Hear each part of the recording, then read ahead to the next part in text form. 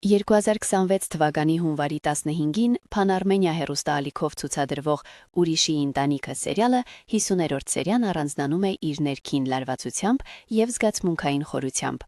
Այս հատվածում պատմությունը նոր շեշտադրում է ստանում, ցույց տալով, որ կյանքը հաճախ ուժեղ է մարդու տված խոստումներից։ Արշակի, Շուշանի և նրանց դստեր Արևի անցած ճանապարհը բացվում է ավելի ամբողջական կերպով, հիշեցնելով հայրենիքի կանչի մասին։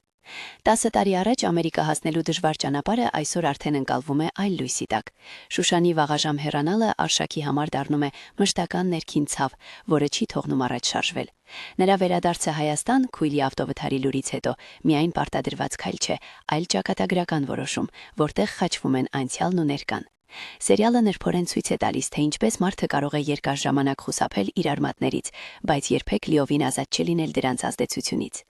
50-րդ սերիան կրկին հաստատում է ուրիշի ընտանիքի ուժը, իր անկեղծ պատմությամբ, զուսպ դրամատիզմով և կյանքի ճշմարտությանը մոտ լինելու զգացումով։ Այստեղ պարզ ու հստակ է մի միտք, որքան էլ աշխարհը մեծ լինի, միշտ կա մի անկյուն, որը կանչում է մարդուն, անկախ նրա կամքից։